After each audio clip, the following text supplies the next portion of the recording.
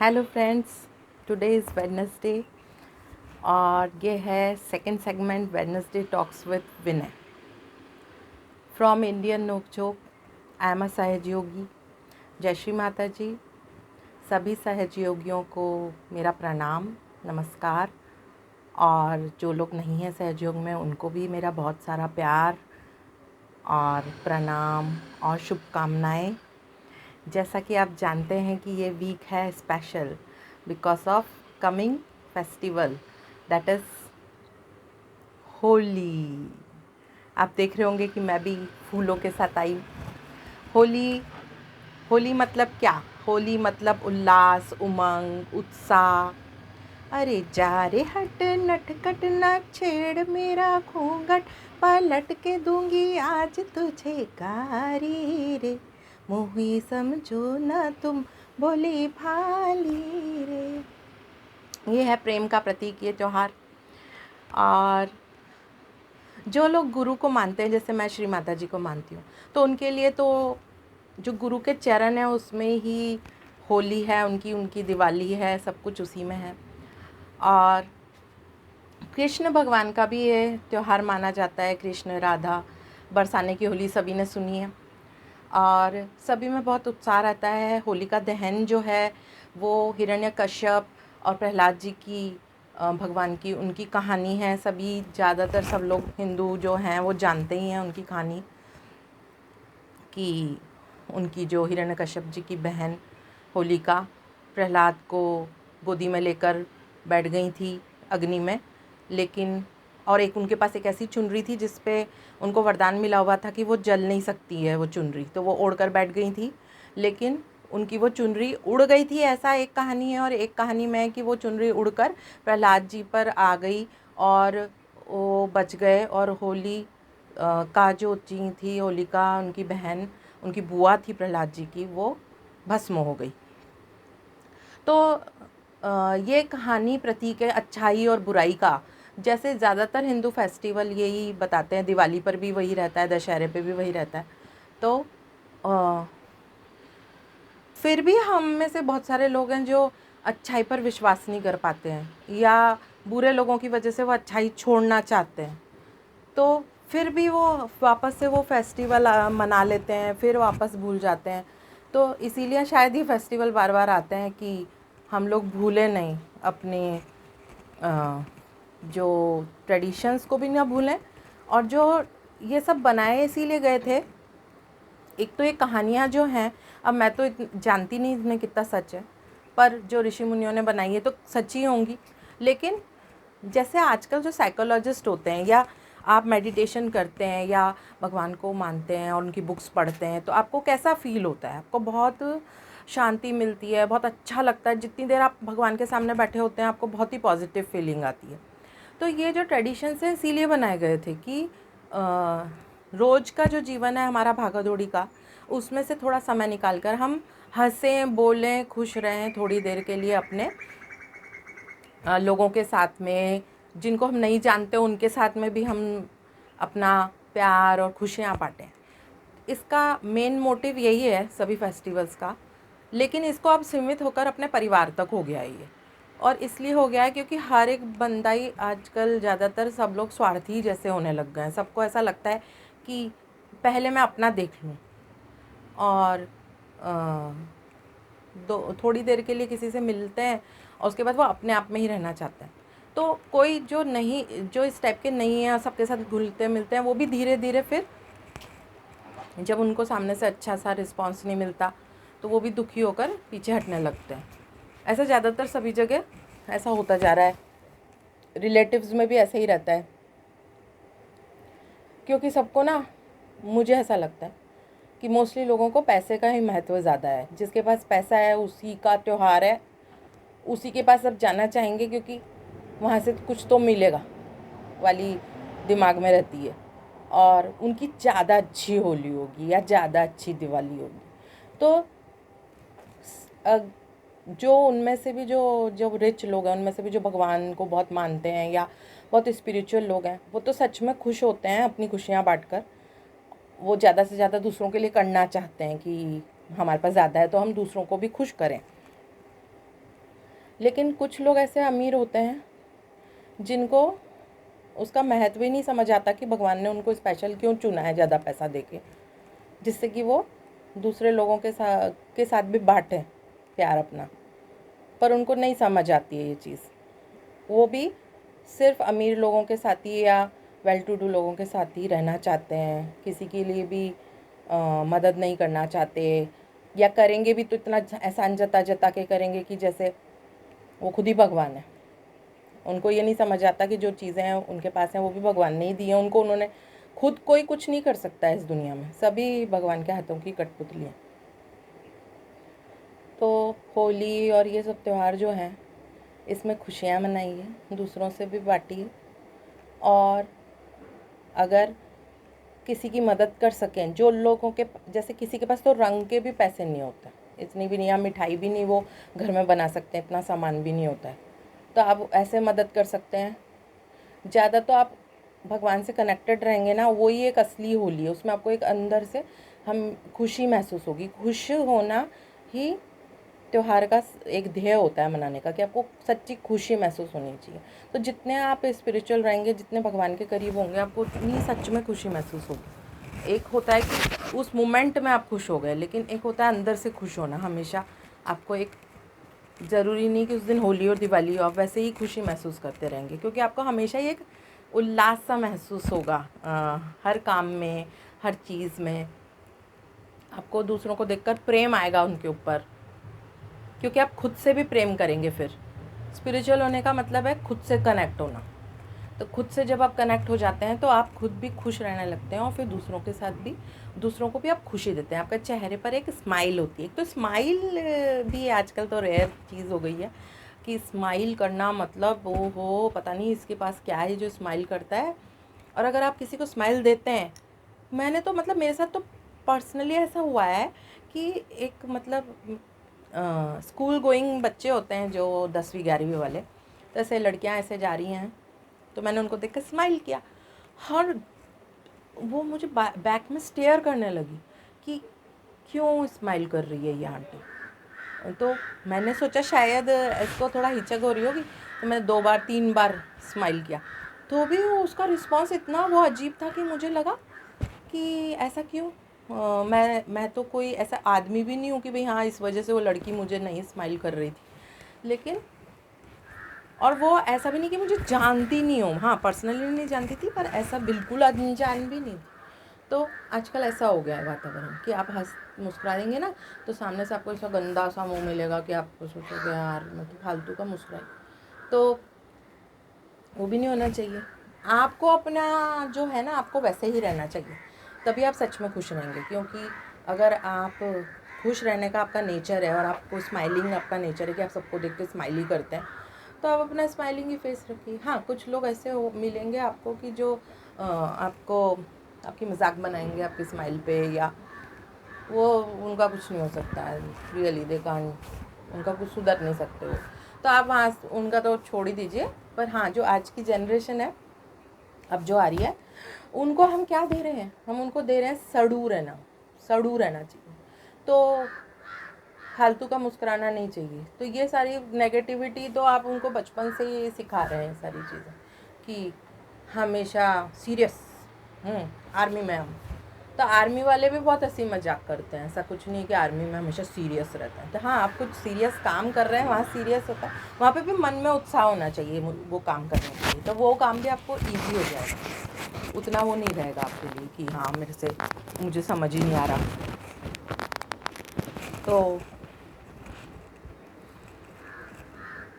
तो मैं तो बड़ी खुश हूँ कि होली आ रही है, और श्री माता जी का कल जन्मदिन है, तो मेरे मन में तो बहुत ही उत्साह है। इसलिए मैं तो बड़ा आज से तैयार व्यार होनी हूँ, क्योंकि मैं खुश होती हूँ तो अपना अच्छे से रेडी वगैरह होती हूँ मैं। हाँ दिन भर आप ऐसे सच धज के मेकअप करके नहीं बैठ सकते, पर हाँ थोड़ी देर तो खुश हो जाइए, तैयार हो जाइए। आपकी एज कितनी भी हो उससे कुछ नहीं होता है, इस दुनिया से सबको जाना ही है। एक दिन सबका ये एज होगा, फिर नया जनरेशन आएगा, ये तो साइकिल चलती रहेगी।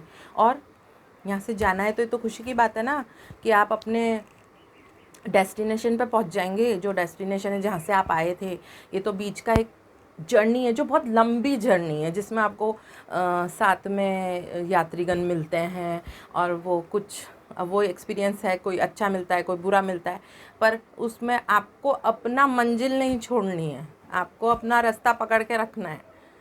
आपको इसके उसके पीछे भटकना नहीं है कि मैं गलत स्टेशन पे उतर गई, आपको बल्कि लोगों को भी सही राह पे, उनके अगर वो भटक रहे हैं गलत स्टेशन पे जा रहे हैं तो उनको सही राह पे लाना है।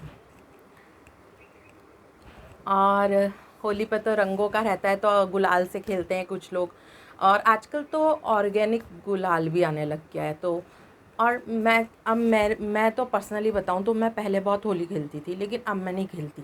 अब मुझसे इतना हो नहीं पाता है, फिज़िकली मैं थोड़ा सा इतना नहीं कर पाती हूँ कि मैं होली खेलूँ, फिर घर आके मैं घर में सबका देखूँ कि उनको क्या चाहिए क्या नहीं चाहिए, खाना देखूँ, घर देखूँ, बड़ा भारी सा हो जाता है मेरे लिए वो 2 दिन, क्योंकि मेड भी छुट्टी पे चली जाती है। तो जितना मुझसे होता है मैं उतना करती हूँ। तो मैं अपना घर तो डिस्टर्ब नहीं करूँगी ना कि मुझे खेलने जाना है, इस वजह से मैं बाकी काम मुझसे नहीं हो पाते हैं, तो मैं फिर भी खेलना ही खेलना है मुझे। अभी बहुत खेले ना, पहले यंग एज में हम खेले खूब, तो अभी तो मैं मस्त अपना रहती हूँ। सुबह कृष्ण भगवान की, माता जी के, सबके गुलाल उनके चरणों में चढ़ाती हूँ, और मीठा जो भी मैंने बनाया हो, हलवा शीरा जो भी, और बाज़ार से भी थोड़ा ले आते हैं और वो दिखा देती हूँ, और खा लेते हैं प्रसाद, एक दूसरे को थोड़ा थोड़ा गुलाल लगा लेते हैं, और बच्चों को जिनको खेलने जाना है वो खेलते हैं, और मैं घर पे अपना सबको देखती हूँ दूर से, मुझे बड़ा मज़ा आता है देखने में। तो आप होली खुशी खुशी मनाइए, और दुखी मत होना चाहिए बिल्कुल भी। जो लेडीज़ भी ऐसे हो, बहुत जॉइंट फैमिली होती है, बहुत ज़्यादा काम होता है, तो अपना प्लानिंग अपना जैसे आज से ही आप चालू कर दीजिए ना कि अब मेरे को क्या करना है, कैसे करना है। और कुछ चीज़ें छोड़नी भी पड़ती हैं और कुछ चीज़ें नई भी करनी पड़ती है। हर साल नया जब त्यौहार आता है तो नया सा लगता है ना, ऐसे आपको भी कुछ नया करना चाहिए हर त्यौहार पे, अपने आप में कुछ नया, खुद को में कुछ चेंज ले आओ, या आप अपने घर में कुछ चेंज ले आओ, या जो बनाते हो स्वीट्स वगैरह उसमें कुछ नया चेंज ले आओ, या कुछ नया सा प्रोग्राम बना लिया। जैसे होलिका दहन है तो आपने अपने होलिका दहन देख ली, थोड़ी देर मंदिर हो आए, कहीं कहीं आसपास बाहर थोड़ा सा घूम आए, देख थोड़ा सा नेचर के साथ कनेक्ट हो गए। थोड़ा कुछ चेंज करने में ना अपने आप से ही हर बार नया सा उल्लास आता है। और मैंने एक कविता लिखी है, तो कभी ये भी सब श्री माता जी का आशीर्वाद है मुझ पर, कि पहले मैंने कभी नहीं लिखी थी, कोविड से ही मैं लिखने लगी हूँ। तो मेरे मन में विचार तो आते थे, पर मैंने कभी उनको ऐसे लिखने की कोशिश नहीं की थी, मुझे समझ नहीं आया था कि ऐसे मैं लिख भी सकती हूँ। अचानक से मैंने एक बार एक कविता लिखी छोटी सी, और उसके बाद मैं लिखने लगी। तो मेरा उतना वोकैबलरी भी उतना रिच नहीं है, फिर भी मैंने कोशिश की है लिखने की। तो मैं आपको अपनी 2 कविताएं सुनाऊंगी। एक कविता जो है वो मैंने पहले लिखी थी, ये मैंने लिखी थी 22 में, वो मैं इसकी होली से रिलेटेड है, वो मैं सुनाती हूँ, तो शायद आपको भी उल्लास महसूस हो होली से। रंगीलो मौसम आयो रे, सजीलो मौसम आयो, फागुन की बहार लायो रे, ढोल मंजीरो लायो रे, रंगीलो मौसम आयो रे। गोरी की पायल बाजे रे, चुनड़ी उड़ उड़ भागे रे, थिरक थिरक मन नाचे रे, तिरकट तिरकट डोले रे, मन भावन मौसम आयो रे। ढपकी ताल पर तन डोले रे, सखियाँ मिलकर खेले रे, हर और धूम मचाए रे, मन और तन को हर्षाए रे। टाबरों की टोली शोर मचाए रे, ओ होली आई रे, दादी नानी गुजिया और पारे की ढेरी लुटाए रे, होली आई रे, रंगीलो मौसम आयो रे। ये एक मैंने लिखी है, रंगीलो मौसम आयो रे करके शीर्षक है। और एक मैंने और लिखी है, और उसमें उसका शीर्षक है प्रीत के रंग। तो उसका मैं सुनाती हूँ आपको।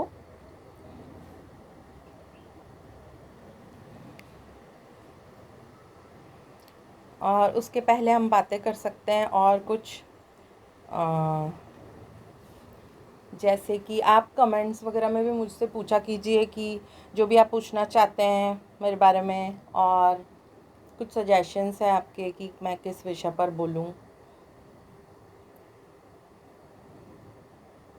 मैं अपना लाइफ एक्सपीरियंसेस शेयर करती हूँ यहाँ पर।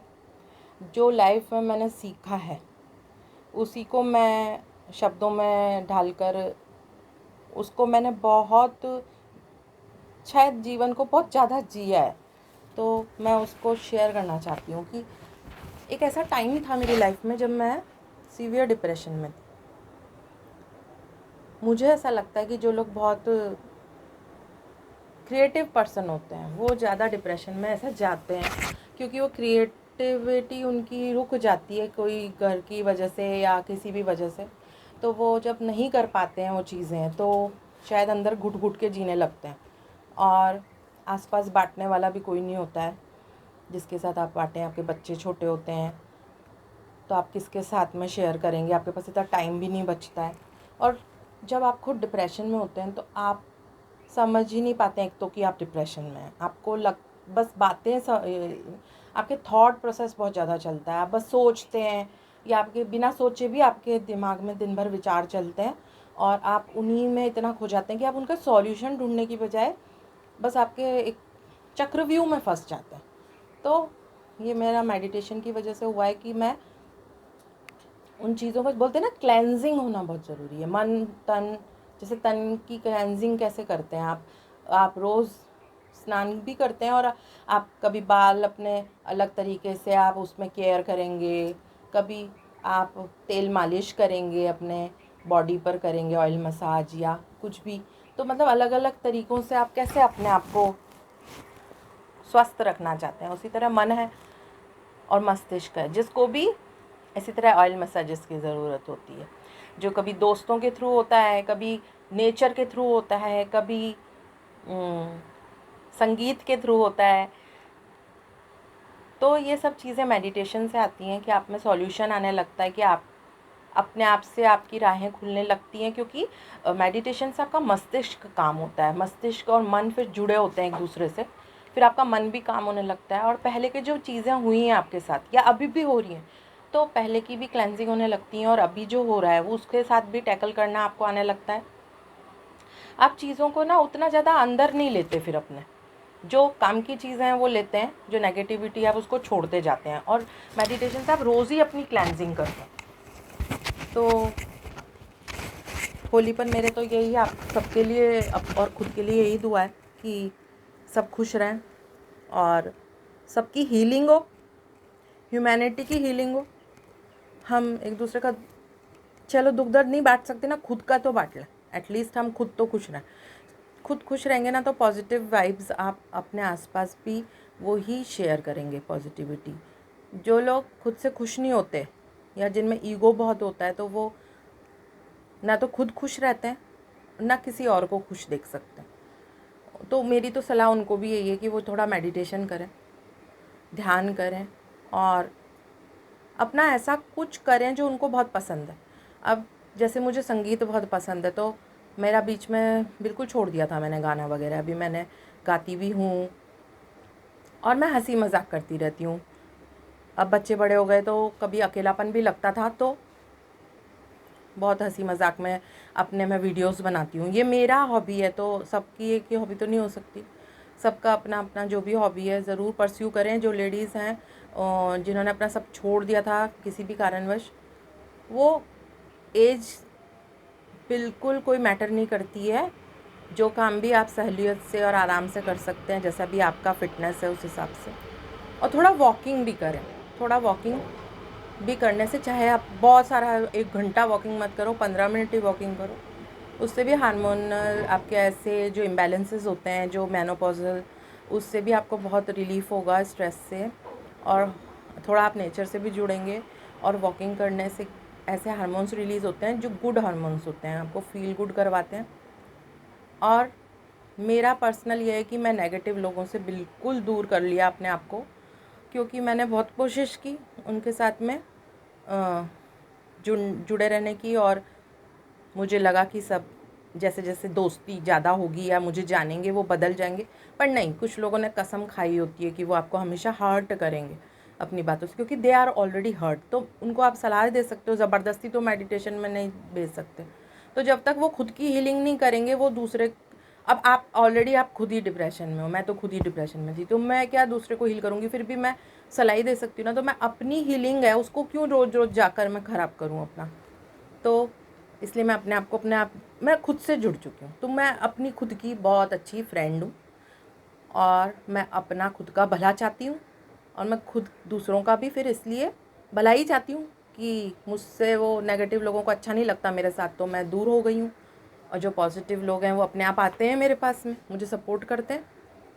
ऐसे ऐसे लोग मुझे सपोर्ट करते हैं जो मुझे कभी पहले जानते भी नहीं है, जब भी मुझसे फ़िज़िकली मिले भी नहीं हैं, तो भी वो वीडियोस के थ्रू मुझे जानते हैं। और वो मुझे देख मेरे इतना मुझे जान गए, मुझे आश्चर्य होता है कि जहाँ सामने हम मिलके एक दूसरे को नहीं इतना समझ पाते हैं, वो मुझे वीडियोस के थ्रू जान गए कि मैं किस तरह की पर्सन हूँ। तो मुझसे अच्छे अच्छे लोग अपने आप जुड़ते हैं।